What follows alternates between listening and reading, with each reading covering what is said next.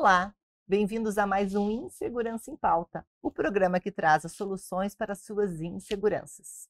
E antes de mais nada, não se esqueçam de se inscrever no nosso canal, mandar sugestões, dicas sobre os nossos próximos entrevistados. Isso é muito importante para o programa ficar bem interessante.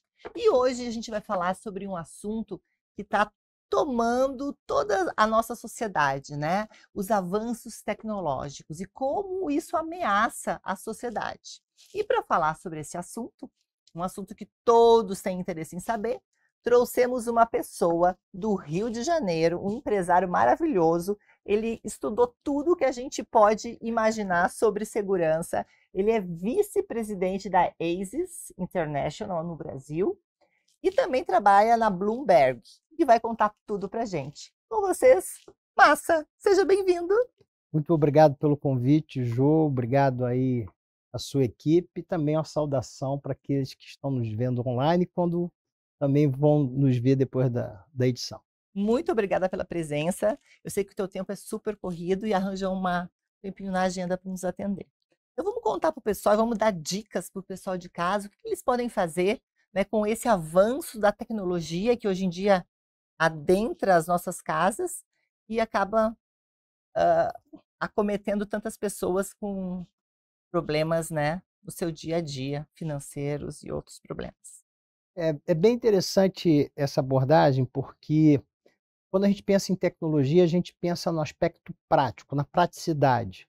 Ah, é mais fácil para fazer um pagamento via Pix, é mais fácil de eu estar guardando documentos, fica mais fácil de eu estar fazendo meus investimentos. Só que a gente tem que lembrar que hoje em dia, quer seja um computador, quer seja um telefone celular, isso é uma plataforma. E essa plataforma, ela dá acesso para você, mas também pode dar acesso se cair em mãos indevidas.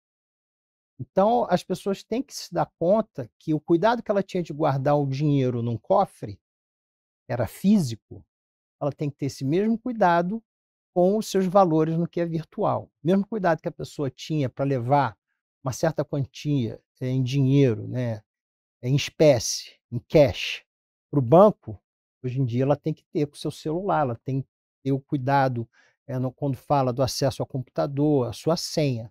Então, esse mesmo mundo que traz diversos meios práticos, ele também traz uma série de riscos.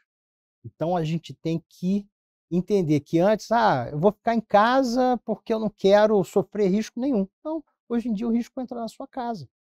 Seu celular ele pode ser clonado, e você pode receber lá no WhatsApp um link que vai te colocar um vírus no seu celular, e com esse vírus o pessoal vai ter acesso às suas senhas, acesso aos seus aplicativos. A mesma coisa no computador. E se perder a senha, ainda perde todo o dinheiro das criptomoedas, né? Se a gente esquece a senha Do acesso. Então, são coisas que as pessoas lidam muito bem com a parte prática.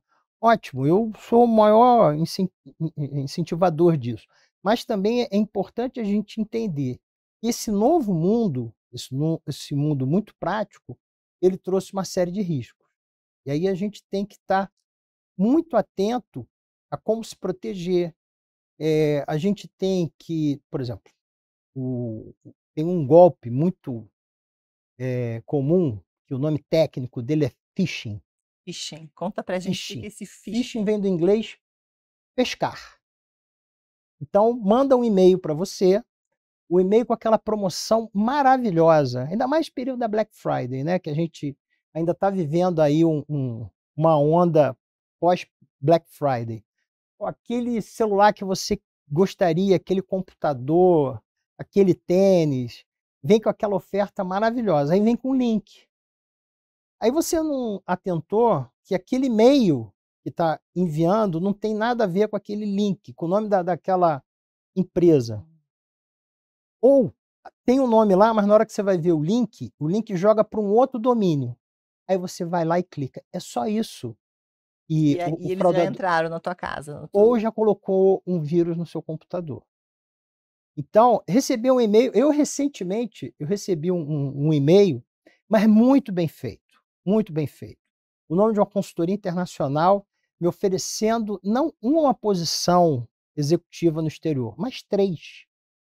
Aí sempre a gente tem que se lembrar dos ensinamentos, principalmente, né, dos nossos avós, dos nossos pais. Pô, quando a Milagre esmola é é de um grande, santo de tem que desconfiar, né? Não vai embarcando. Aí eu fui, eu dei uma olhada, poxa, eu nunca ouvi falar dessa consultoria. Fui ver na internet. Mas não deu outra. Na hora que eu joguei o nome da consultoria, uma empresa que tem o mesmo nome já fez um site informando que o nome dela estava sendo usado fraudulentamente por pessoas oferecendo emprego, e já estava lá a descrição da fraude. Mas muito bem feita. E eu não tinha ali um link, tinham 3 links. Agora imagina, graças a Deus, eu estou empregado, estou numa situação tranquila. Se eu tivesse desempregado, já teria clicado. eu já teria clicado. Porque você está ansioso, você está numa condição emocional diferenciada. E é aí que você cai no golpe. Mas aí tu clica nesse link e esse link entra no teu computador e rouba senhas, ele faz o quê? Ele te dá, ele abre uma janela, o fraudador cibernético, ou ele vai colocar um vírus. A partir do momento que você clica no link, você vai acessar um servidor. Nesse servidor, o fraudador ele coloca ou vírus ou abre essa janela. Você não percebeu nada. Você vai chegar lá, vai ver de repente um currículo, você vai ver um detalhamento no arquivo em PDF, mas isso já abriu o caminho para que ele depois vasculhe o seu computador ou coloque um vírus que, por meio ou de mensagem de texto, ou por um outro momento que você vai acessar a internet, ele tem acesso às suas senhas, ou ele veja as suas senhas quando você vai digitar. Ou seja, aí vai depender do grau de sofisticação do fraudador. Então as pessoas têm que cuidar quando recebem essas promoções, né, boas demais, preços e tal, e não clicar em nada. No Não clicar. computador e nem no celular. E nem no celular. No celular, por exemplo, WhatsApp. Me lembro que tem coisa de acho que 2 anos atrás, veio lá um link coloque letras coloridas no WhatsApp, né. Pô, quem não quer botar o WhatsApp com letra colorida, né? Aí muita gente pum, pum, pum, clicando naquilo, totalmente fora. Não havia nenhuma informação da Meta, né, que é administradora do WhatsApp, que ela ia fazer esse tipo de alteração, ou que ela ia oferecer para os seus usuários. Hoje em dia, a Meta já até criou um canal que ela Manda as informações, ela né? já vai informando as atualizações, porque muita gente estava se passando pela própria Meta, informando essas atualizações. E daí as pessoas clicavam lá nas letrinhas coloridas e eles já entravam no Exatamente. Ou quando vem também por WhatsApp, se você enviar isso para não sei quantas pessoas, você vai ganhar um brinde.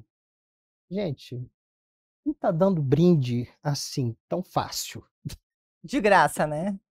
Porque você falou algo que o brasileiro adora ouvir, isso é cultural nossa. De De graça. graça, grátis, né? Quando o 0800 foi criado, né, muita gente ligava só porque era de graça.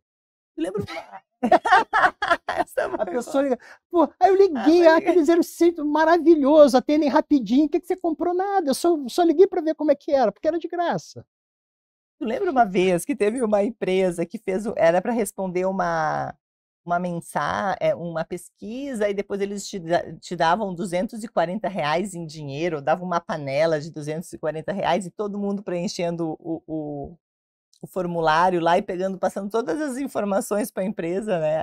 O brasileiro gosta de tudo que é de grátis, né? É cultural. A gente viu de graça, grátis, a gente já vai. Coisa, né? Nem que seja para ligar para o 0800. Para se sentir bem.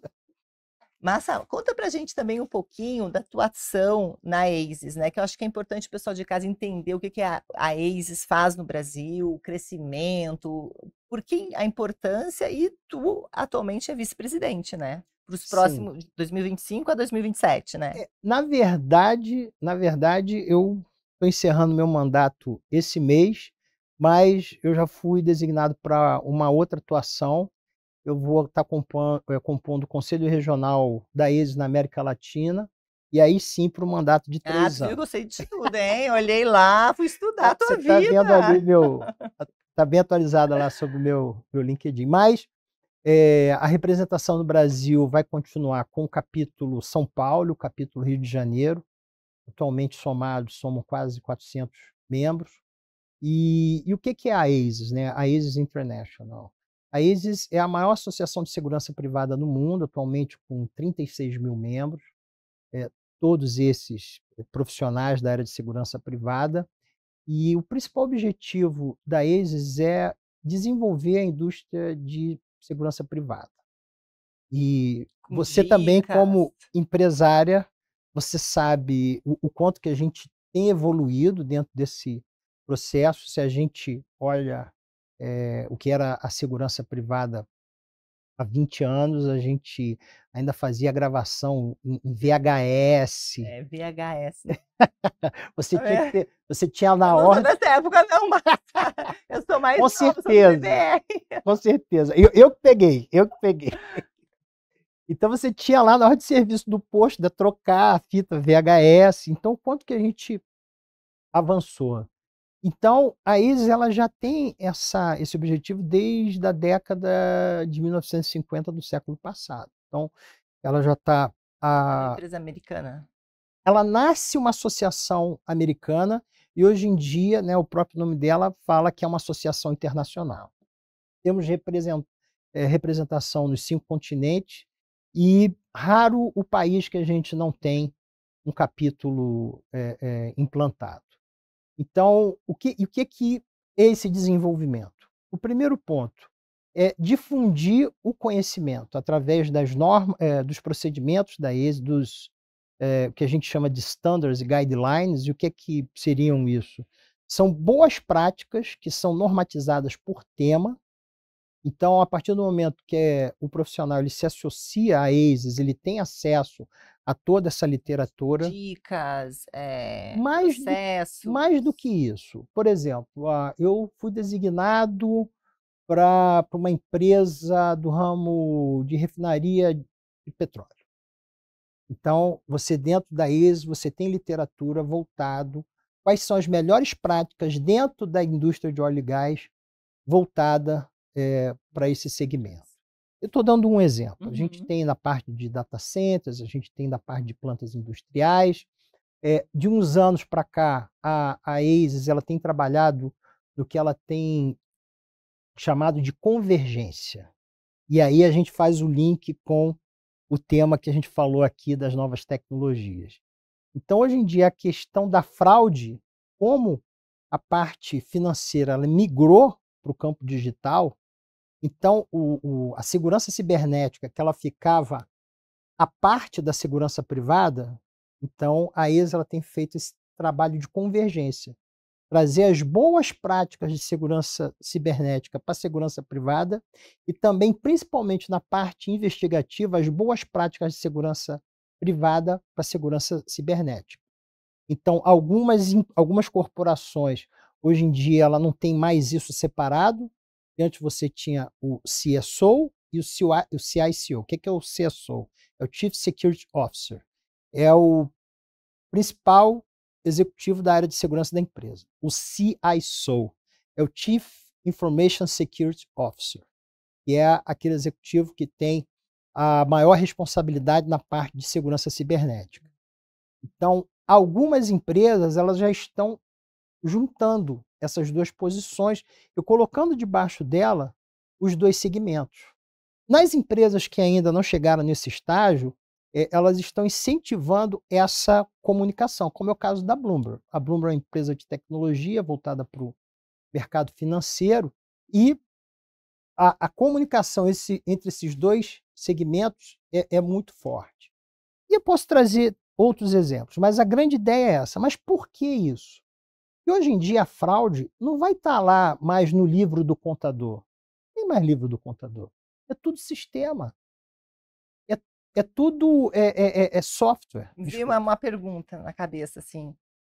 Tu acha então que o futuro a gente não vai ter mais roubos a bancos, físicos? A gente vai ter só roubos cibernéticos do dinheiro? Veio essa pergunta.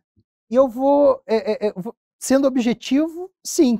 E por quê? Ninguém vai Porque é perder. muito qual a logística que é mais barata? Cibernético, né? Não precisa carregar, não precisa fugir. Até Você precisa fugir, né? o Mas planejamento você precisa ter um profissional que de repente está desempregado, alguém que, você em vez de recrutar, vamos chamar, divide, meliantes, marginais da lei, você contrata um especialista e você paga uma comissão. divide com o especialista, né? O, Então, o que roubou em todo o Então, a processo. grande questão é essa, se a gente vê, até hoje eu peguei um táxi, o taxista me fez ele me relatou o seguinte, um passageiro perguntou: "Ah, você ainda aceita dinheiro?". Então, um dia desse eu saí para almoçar com professores lá do mestrado, eu peguei minha carteira, um deles olhou: "Ah, você ainda usa dinheiro?".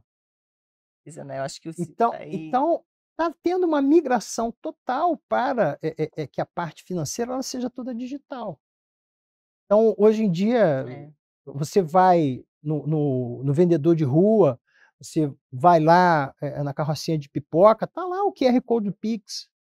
Então a questão é essa, a segurança, ela vai continuar, a questão física, óbvio, por conta das pessoas, a gente está no mundo real, mas quando a gente está falando da parte financeira, a gente está falando, da parte, de remuneração, a gente está falando dessa parte, de valores, está tudo caminhando para o meio cibernético. Então, onde é que vai estar o maior risco?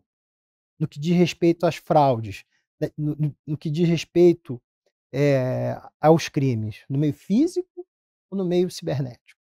se a gente for analisar, ultimamente não teve nenhum caixa eletrônico explodido aqui em São Paulo, Rio de Janeiro, ultimamente não tenho conhecimento. Lembra que antigamente, 1 ano atrás, 2 anos atrás, a gente tinha toda semana, né, um caixa sendo Sim, sim.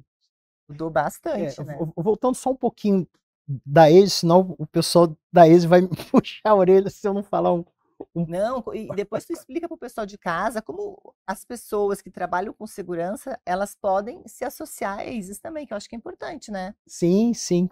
Então, só complementando um pouco dessa parte da Exe, do trabalho que a gente faz, então eu falei do trabalho macro, e a Exe ela trabalha por segmentos.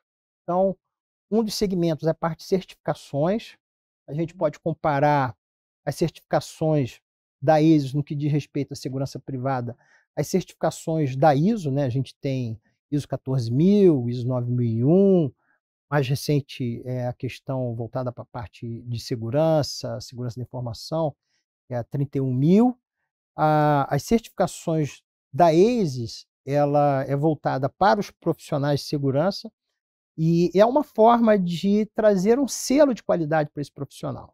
Então, esse é um segmento. São 4 certificações, a mais completa é a certificação CPP, e ela consegue conferir ao profissional de segurança o quanto que ele é capacitado para fazer a gestão de segurança. É a PSP, que é voltado para a segurança física, para o Physical Security. Muitas pessoas do segmento que você trabalha de segurança eletrônica buscam Essa essa certificação. certificação. O PCI, que é voltado para a investigação, e o APP, que é para os entrantes, né, do segmento de segurança, Quem né. começa Está a trabalhar começando o mercado, eu estou 3 anos no mercado, eu já quero mostrar para o mercado que eu estou disposto, eu estou interessado, então ele busca a certificação APP, que é uma certificação mais recente. Outro segmento que a gente tem feito um trabalho muito legal, até pela liderança da Tatiana Scatena e outras profissionais de segurança, que também já veio aqui no nosso programa, já fiquei deu muito uma feliz com belíssima essa notícia, entrevista. e que é o Women in Security, Mulheres na Segurança. Então, o segmento de segurança ele ainda tem muito essa questão de ser um segmento, do público masculino, então o Women in Security ele visa criar espaço, para as mulheres poderem se desenvolver e trazer mais mulheres para o segmento. Em 2023 a gente fez um evento, do Women in Security, Mulheres na Segurança América Latina, um evento que teve quase 200 pessoas e 70% da audiência foram de mulheres. Então, é um trabalho muito forte que a gente tem também realizado. O outro é a parte que a gente chama de Military Liaison. O que é o Military Liaison? É você ajudar os profissionais que são ligados à parte de segurança pública, das Forças Armadas, a eles se integrarem na parte de segurança privada. Isso pode ser algo muito, parece que é automático, mas não é. Então, mas o que acontece? Principalmente na Europa, Estados Unidos, tem toda uma campanha de fazer esse aproveitamento. Aqui no Brasil ainda está bem incipiente, mas a gente tem trabalhado nesse segmento. Trazer as práticas militares para a área de segurança ou levar as informações de segurança para as práticas militares? É principalmente pegar esse profissional que é oriundo, né, das fileiras das Forças Armadas. Ele tem todo um escopo de planejamento, de disciplina, de organização, de liderança, e trazer ele para uma adequação dentro do ambiente corporativo. E na parte dos órgãos policiais, expertise de investigação. Então, mas essa transição, ela não é tão automática como possa parecer. E aí a ESIS, ela tem todo um trabalho voltado para isso. E o outro que esse ano a gente tem trabalhado muito é o Next Generation. Next Generation.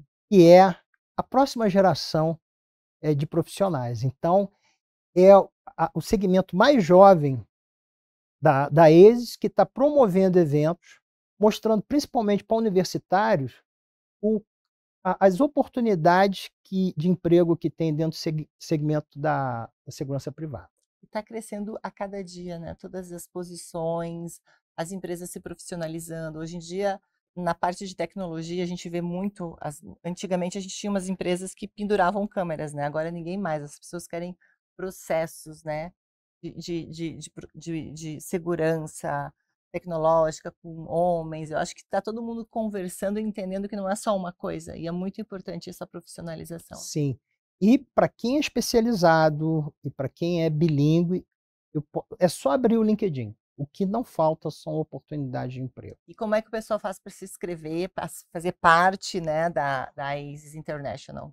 É só acessar o site da ASIS International, coloca lá no Google ASIS International. E vai estar aqui agora aí também na nossa vai ter tela. Lá a parte, né, join, né, se inscreva, e lá vai ter o detalhamento. Quem tiver alguma dúvida, ó, só me procurar lá no LinkedIn, José Wilson Massa, ou ASIS Chapter São Paulo, ou ASIS Chapter Rio de Janeiro, e a gente vai te ajudar. E pode mandar perguntas que tu vai mandar todas as respostas. Massa, o nosso pessoal nosso pessoal que cuida do nosso programa, eles fizeram algumas perguntas. Eu vou fazer para ti. Umas perguntas que algumas vezes a gente precisa até de um dicionário para conseguir entender. É uma pergunta que a Cris fez aqui. Você acha que os avanços tecnológicos tornaram o trabalho dos gestores de segurança mais fácil ou mais difícil? E por quê? Excelente pergunta. Tornou mais fácil. Mas para quem? Para aqueles profissionais que estão buscando as soluções dentro desse segmento. E aí eu tenho que dar um contexto que é o seguinte. O Herbert Simon, ele desenvolveu um estudo na década de 50, nos anos 50, sobre a racionalidade limitada. Então ele viu o seguinte: o tempo para os seres humanos é o mesmo, né? Todo mundo tem direito a 24 horas por dia, isso não muda. A capacidade cognitiva, você tem aquela grande média, 10% ali um pouquinho para cima, 10% um pouquinho para baixo, mas também é algo que ainda não tem como implantar chip para melhorar isso. Então, é um ponto também que você não tem como trabalhar. E o que ele viu? Qual era o terceiro ponto dentro dessa racionalidade limitada? A informação. A capacidade de informação, a capacidade de acesso à informação. Então, hoje em dia, o que se busca incessantemente? Se você vê como é que as empresas, as corporações estão investindo em buscar aqui analistas de dados, cientistas de dados. E aí é que o profissional de segurança tem que entender o que ele tem que buscar nessas novas tecnologias para a tomada de decisão do dia a dia dele. Exemplo, na parte de segurança adianta a gente ser reativo? É importante que a gente seja. É importante que a gente tenha as ferramentas de reação, mas é importante que a gente seja o quê? A gente não permita, né, que o sinistro venha acontecer. E aí a gente está sendo preventivo. Mas hoje em dia, com a inteligência artificial e com as ferramentas de análise de dados, você pode ser preditivo. Ou seja, pelo estudo aqui de estatística, a probabilidade da gente ter uma ocorrência naquela rua, naquele dia, ou uma empresa de logística que trabalha com roteiros. Então, a probabilidade de ter alguém, né, de ter um sinistro naquele dia, naquele bairro, é muito grande. Então, ele já sabe, ó, isso pode acontecer. A probabilidade é de 60%, 70%. Então, isso facilitou muito a atuação dos profissionais de segurança, mas aquilo que eu fiz a observação, para aqueles que estão antenados nisso, senão vão ficar para trás. Então a gente precisa ter um analista de dados, pessoas que trabalhem com informações para melhorar o nosso dia a dia. Exato. A tomada de decisão do dia a dia, né? Não vou ir naquele horário, porque eu sei que naquele horário tem um alto índice de roubos, por exemplo. Por exemplo, eu faço a gestão de segurança de uma empresa de logística, né? Ou que tenha um segmento de logística muito forte. Então você tem a estatística, ou pelo menos deveria ter estatística, de ocorrência dentro dos teus roteiros de entrega. E então você já sabe, ó, no tal dia a gente não pode usar aquele roteiro, a gente tem que fazer o roteiro, tem que criar novos roteiros. E um ponto, né, que trazendo um exemplo mais prático, o que facilitou a vida da gente, né, para a gente pegar um táxi ou pegar um transporte? Celular. O aplicativo. Antes você tinha que ir para uma avenida onde tivesse passando mais táxis, porque naquelas determinadas ruas nunca passava táxi nenhum. Hoje em dia, com os aplicativos, alguém informa: olha, eu preciso de um táxi. E ele vai buscar quem está à volta, né, os taxistas ou motoristas de aplicativo que estão disponíveis. Então, o que foi melhorado? A conciliação da demanda com a oferta. Tomada de decisão. Tomada de decisão para quem? Para quem está precisando do transporte, para quem está oferecendo transporte. Vamos trazer isso na parte de segurança. O que adianta você ter todo um controle de ocorrência, todo um controle de estatística, e o que você está fazendo com esses dados? Os dados têm que virar informação, que é o dado organizado, e a informação ela tem que trazer o quê? O conhecimento. E aí é que você toma a decisão. Muitos aplicativos melhorando a vida de todos, né? Você acredita que a velocidade do avanço tecnológico está deixando os profissionais de segurança preparados para lidar com as novas ameaças? Excelente questão também. Hoje em dia a gente tem a gente vê o mercado como um todo, a gente tem profissionais que estão muito, muito bem atualizados dentro dessa parte de usar a tecnologia para essa tomada de decisão. Isso, é claro, vai estar relacionado diretamente com a cultura da empresa na qual esse profissional está trabalhando, ou se ele é um prestador de serviço, quais são os seus clientes que estão trazendo essa demanda. Então, você tem um segmento que está avançando muito bem nisso. Agora, você ainda tem uma gama, você tem uma quantidade ainda muito grande de profissionais e parece que tem medo disso. Por quê? Eles dominam muito bem a segurança convencional. Então, quando eles se deparam para trazer uma solução que requer tecnologia, ele já tem uma certa resistência. Aí eles ou passam o serviço, ou eles vão estar buscando esse tratamento convencional, essa solução convencional, e não vão atingir os objetivos dele. Então, aí a gente pode fazer um link com a outra pergunta, né? A tecnologia está ajudando? Sim, mas aí cabe o profissional. Correr atrás, Exatamente. formar, se atualizar. E um dos principais meios para você isso, entre uma associação, não precisa ser necessariamente a AESE, a gente tem a ABSEG, que é a Associação Brasileira de Segurança, as empresas que são ligadas à parte da embaixada, do consulado dos Estados Unidos, na OSAC, e outras associações, né, a Que Fiesp, trazem bastante informações para a gente se atualizar, né. isso, fazer esse compartilhamento de Eu informações. vejo, assim, que muitas vezes, com essa oferta de informações, as pessoas, elas não acabam utilizando e se munindo e se beneficiando dessas informações, né. Alguns profissionais, eles acabam um pouquinho eles gostam de ficar, eles ficam um pouco parados, né, e Na não zona de correm conforto. na zona de E conforto. aí também tem um outro ponto, que é importante a gente, tomar cuidado, que é a outra ponta. É o profissional: "Ah, a empresa tal está usando drone, ah, eu vou usar drone também". Mas será que o drone se aplica à sua operação? Será que precisa, né, será que é Será que precisa? Ah, a empresa tal está usando inteligência artificial para cuidar de determinado processo. Será que é essa a solução que você precisa?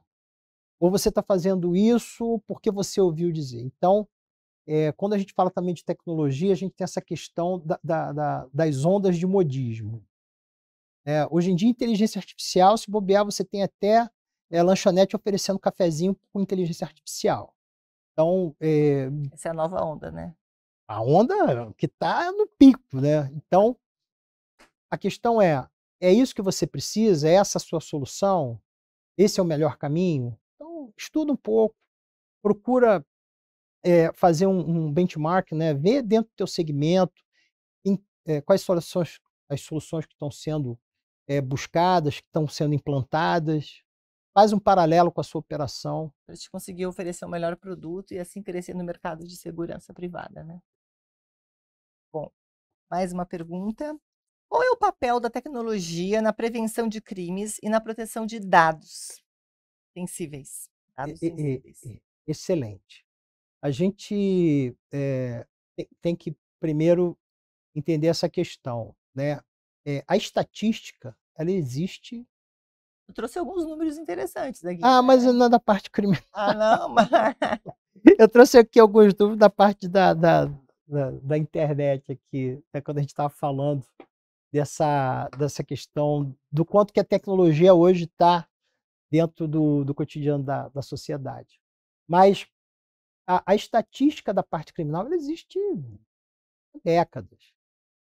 Alguns estados têm isso, de forma muito bem consistente. Aqui no Brasil, isso é algo que os acadêmicos, os profissionais de segurança pública têm bem uma disponibilidade bem interessante.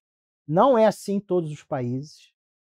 Eu faço uma cobertura América Latina, então tem alguns países que eu cubro que simplesmente essa informação, ela é negada, simplesmente é negada, então você fica meio, no escuro. Agora a questão é, você tem esses dados, você tem essas informações, e o que que isso está te trazendo de conhecimento, né? Conhecimento é informação estruturada.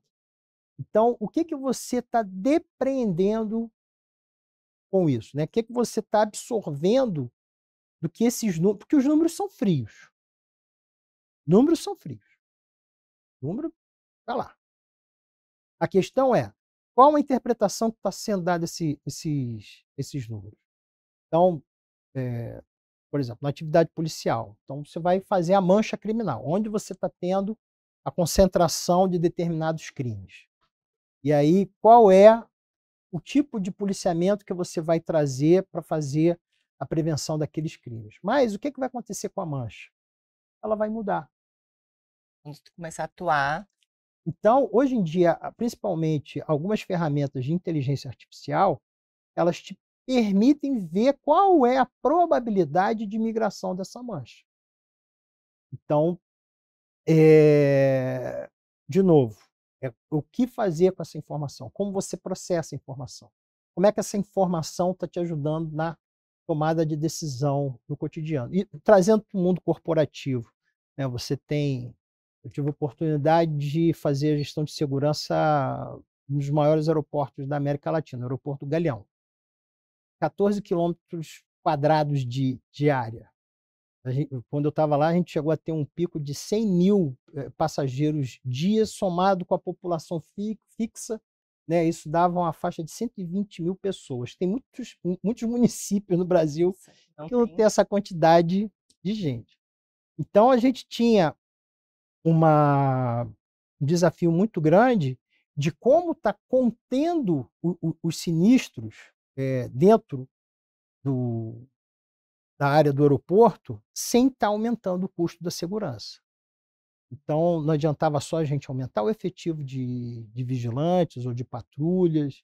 Então, eu estou falando isso do início dos anos 2000, que a realidade tecnológica era outra. Era outra.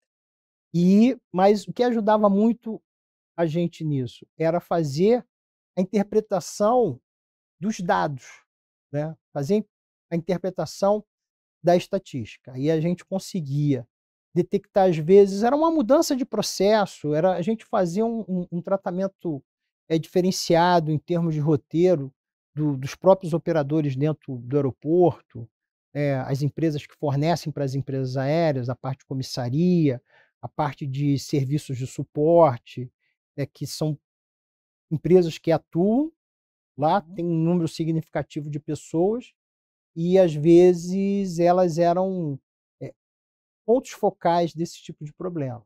E aí a gente conseguia fazer essa interpretação, chamar para parceria e trazer as soluções.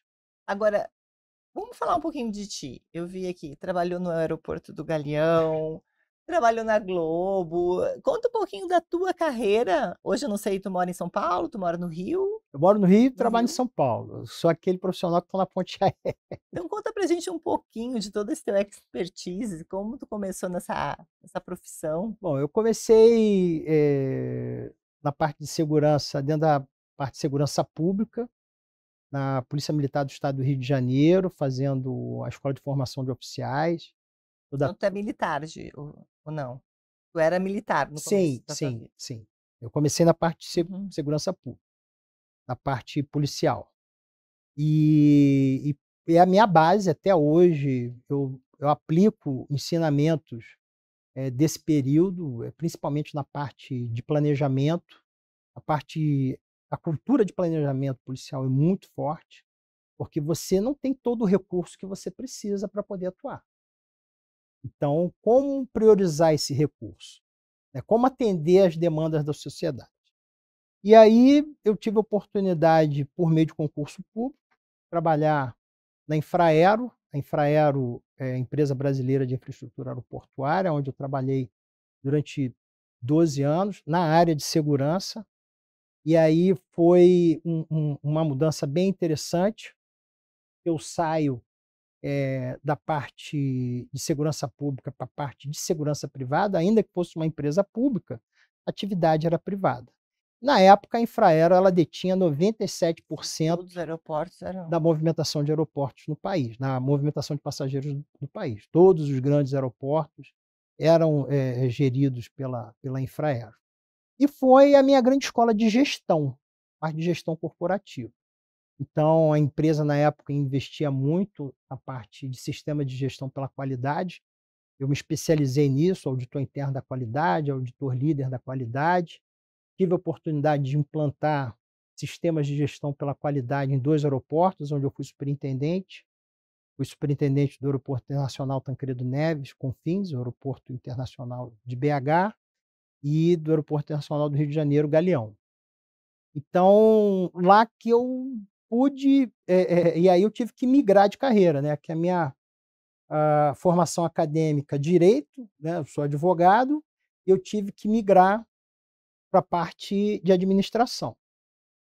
Busquei fazer um MBA em gestão empresarial para me trazer uma chancela acadêmica para esse conhecimento prático que eu já tinha.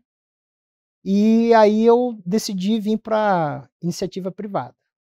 Aí eu tive a oportunidade de trabalhar na EBX Holding, e à época, né, com o Ike Batista, ele tinha empreendimentos nos diversos setores, e aí foi bem interessante porque eu tive a oportunidade de sair de um segmento bem especializado, que era a segurança da aviação civil, e aplicar o conhecimento de segurança que eu já tinha na parte de segurança pública e na parte de segurança da aviação civil em diversos segmentos. Então, segmento de óleo e gás, termoelétricas, mineração, entretenimento, a parte de empreendimentos imobiliários, restaurante. Então foi um desafio muito grande, porque cada hora eu me via com uma demanda diferente, com uma operação diferente. Completamente diferente dentro do mesmo negócio, É. segurança, mas com Exatamente. nuances e necessidades diversas, né. E aí, né, todo mundo acompanha a história, já tem até filme sobre a ascensão e queda, né, da EBX Holding. E aí eu fui convidado para trabalhar em um segmento totalmente diferente, que foi a área de produção artística da TV Globo. Então foram 2 anos dando suporte, não para a parte de jornalismo, e é um desafio muito grande, mas na parte artística que eu nunca tinha trabalhado com isso. Mas com segurança. Com segurança, com segurança. Segurança dos estúdios Globo e também das produções, porque as produções fazem muita gravações externas. Então, eram 2 km² de área, 10 estúdios, 40 cidades cenográficas e uma média de 15 gravações externas por dia. E com as demandas mais incríveis. Por exemplo, uma externa com um ator famoso numa praia do Rio de Janeiro vira ponto turístico. E aí? Como é que você faz? Não vai ter a gravação, você vai encher de segurança lá, e o custo da produção, ou alguns desafios. Teve uma produção que quis fazer uma gravação em praça pública. Como é É, que é? Como é que é essa diversidade de fechar? Tu fechava com cordas? Como é que acontecia essa segurança desses nem eventos? sempre Conta dava pra gente. nem sempre dava para fechar, nem sempre dava para fechar. Um ponto que ajuda muito é a ajuda do poder público. Então, dependendo da cidade, existe contrapartidas para as produções, e aí o próprio poder público dá o alvará para que Daí eles mesmos. ruas sejam fechadas, ou quarteirões. Então, a parceria é muito importante. E o principal desafio, né, que eu tive que desenvolver muito isso lá, a parte de negociação. Porque quando eu falo assim TV Globo, parece uma empresa só.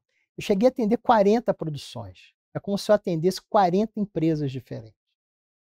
40 produções gravando internamente, externamente. Sim, sim. E aí você tem que entender demanda por demanda, você tem que entender necessidade por necessidade. Por exemplo, um programa que é de estúdio, você vai fazer praticamente uma gestão de eventos. Então, dependendo do programa, são 400 pessoas dentro de um estúdio, 500. Teve uma produção lá que a gente chegou a botar 750 pessoas no estúdio. Então você tem que tomar cuidado da parte de evacuação do estúdio, a parte de contra-incêndio. Cidade cenográfica. Cidade cenográfica, em regra, são de madeira, mas não são de alvenaria. Então você está falando de madeira, você está falando de um material que é inflamável. Então você tem que tomar um cuidado maior na parte contra incêndio, porque quando a gente está falando dos refletores, né, você está falando do fornecimento de energia, a probabilidade de você ter um curto-circuito é muito grande. E com 700 pessoas? Isso no estúdio. Na cidade cenográfica a gente não chegava a ter tantas pessoas. E as externas, que aí você está levando, né, a produção para perto do público. Então, às vezes era uma externa mais simples, era numa rua. Agora, dependendo da fama da atriz ou do ator, né, virava ponto turístico. Bacana. E de lá eu fui convidado a participar do processo seletivo na Bloomberg, onde eu estou pertinho já de completar 9 anos. Nossa, eu vi bastante tempo. A Bloomberg faz toda a TV, né, que nós assistimos, que passa todas aquelas informações embaixo, como tá, todo o mercado financeiro do mundo e tal. E o que que tu faz lá na questão de segurança? Boa, boa, boa Essa pergunta. aí eu queria saber, porque eu quero saber, nossa, eu quero entender. A gente tem dois segmentos que a gente atua. Primeiro são das operações que a gente tem, em que a gente cuida do básico, né? Controle de acesso, monitoramento, a parte de controle de visitante. Então, nós temos alguns escritórios na América Latina. E um outro segmento são os viajantes, que nós temos uma empresa de cobertura mundial, então, às vezes, não temos todos os especialistas naquela mesma região, então especialistas de outra região têm que vir para a América Latina, ou dentro da América Latina nós temos o pessoal da parte, de vendas e jornalismo, que vão para áreas de maior risco, então a gente também tem que estar provendo a segurança para Então tu esses. cuida, tu se preocupa, tu vê para onde ele vai, como ele vai. Ou acidentes, né, ainda agora, antes de entrar aqui no estúdio, eu estava com a Sara, né, ela viu trocando ali umas mensagens, a gente teve um acidente entre 2 aeronaves aqui no aeroporto de Congonhas hoje, nada Agora? fatal não, mais cedo, na parte da manhã. Então, aí teve aquela preocupação, tinha algum viajante? Então é esse ponto que a Tu gente cuida. tu E monitora todas as ações que possa que dá impactar em algum a problema de segurança. a empresa. Não só os escritórios propriamente ditos, como também as pessoas, que é o principal, né, é onde a gente tem o maior foco. E para isso, a gente também tem que fazer um acompanhamento do cenário, de alguns parâmetros dentro de cada país. É Hum. diferente de Europa, né, que a gente tem mais ou menos uma média, ali entre os países, ou nos Estados Unidos que você tem uma média entre os estados norte-americanos, aqui no Brasil, aqui na América Latina e Caribe, as realidades são muito distintas.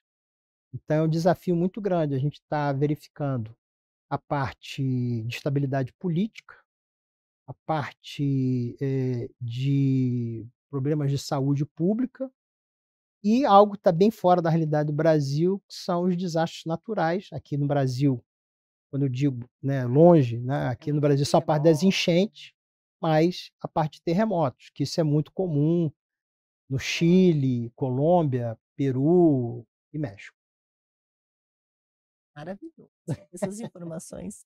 Será que a gente deixou de falar alguma coisa? Deixa eu ver nas nossas colinhas alguma coisa sobre a sociedade, esses avanços É tecnológicos. Tem algo alguma coisa que tu quer deixar de que eu mensagem? queria deixar de mensagem, até você falou aqui da estatística, né, a gente saiu, em 2013 de 2,5 bilhões de usuários da internet, e até o final do ano passado a gente tinha 5,4 bilhões, ou seja, a gente em 10 anos a gente mais do que dobrou. Levando em conta que a população mundial são de 8 bilhões de pessoas, desses 8 bilhões algumas ainda não têm condições, né, cognitivas de usar a internet. Crianças, bebês. E então a gente tem 2 mundos, né, a gente tem o mundo físico e o mundo virtual. Então, ao longo da história da humanidade, a gente desenvolveu um aprendizado que se passa, em termos, no ambiente familiar, no ambiente escolar, no ambiente, vamos dizer assim, da sociedade, desse risco. Só que a questão do risco, virtual, ele é muito recente, porque esse mundo é muito recente. Então, quando a gente para pensar que a internet comercial no mundo começou em 1994 e começou no Brasil em 1996, a gente está falando de um fenômeno muito recente. Então, há uma série de riscos, há uma série de ameaças que a gente ainda não se dá conta. Então, é muito importante a gente trazer essa expertise, do que a gente conhece do mundo físico para o mundo virtual. Então, cuidado com a oferta. A gente aceita alguma coisa que estão oferecendo para a gente na rua de graça? Não, né? No mundo virtual tem que ser a mesma coisa. Boa dica, hein? Se você está com, por exemplo, na época, né, uma bolsa de dinheiro, você vai andar sozinho? Né? Se você tem lá teu acesso ao teu irmão, então não seria interessante você colocar algumas camadas de, de senha para poder entrar lá? Tem a senha do aplicativo, mas não seria interessante você colocar esse aplicativo dentro de uma pasta que tem outra senha? Ah, mas é muita senha. Mas isso é o seu patrimônio. Então, as pessoas se darem conta que o mundo virtual ele é prático, ele é muito fácil, né? Em regra, é muito fácil ser utilizado, mas ele traz uma série de riscos. Mas vamos trazer esse aprendizado, né, que a gente teve e fez chegar até onde a gente chegou, né, como humanidade, também para esse mundo virtual. E outra questão é alguns cuidados, né, que a pessoa tem que ter. Algo que eu vejo que as pessoas não se dão. O headphone Bluetooth. Ótimo, prático, você está conectado, você está ouvindo a sua música, você está ouvindo ali um programa que você não pôde assistir, mas isso está te isolando, está te cortando uma parte sensorial. Você tá no lugar fisicamente, mas a tua Não cabeça tá. está em outro. E alguns hábitos que essa vida tecnológica ela traz, por exemplo, usar celular. Se você para no aeroporto, olha em volta. Tá todo mundo no celular. Todo mundo celular. Tá na fila lá do cinema, tá todo mundo celular. Numa praça de alimentação de shopping. Todo mundo no celular. Só que, se você tiver esse mesmo gesto na rua, esperando para atravessar um sinal, qual a probabilidade de você ter o seu celular roubado ou furtado? Quase, acho que 100%, né? Então, esse mesmo gesto, que é comum em alguns ambientes, ele não pode ser comum em outros. E você não pode estar desligado. Então, a gente tem que estar. Eu sou totalmente a favor, sou um cara totalmente antenado, conectado, mas a gente tem que se dar conta no momento que a gente está, fisicamente. Se você estiver desconectado ali, com a cabeça em outro lugar, a probabilidade de você ter algum sinistro é muito grande. Boa dica, né? Muito obrigada. Massa, muito obrigada pela tua presença. Boa viagem de retorno para o Rio de Obrigado. Janeiro. E eu te espero outras vezes aqui no nosso programa para enriquecer com essa tua carreira maravilhosa. Muito Obrigado. obrigada. E tu já deixou os contatos, né? Vamos falar de novos contatos para o pessoal te procurar. Sim, estou no LinkedIn, lá, José Wilson Massa, né? Quem quiser me procurar, eu tô por lá, pode mandar a mensagem lá no inbox. Diga-se de passagem, foi assim que a E a Jo gente te encontrou, porque me ele é o maior encontrou. sucesso no LinkedIn. E fiquem à vontade para fazer contato com a gente, para a gente falar sobre Aces International, para a gente estar falando aí sobre essa parte de ameaças, de risco. É um prazer grande. Muito obrigada. E esse foi mais um Insegurança em Pauta, o programa que traz as soluções para suas inseguranças. E até a próxima semana.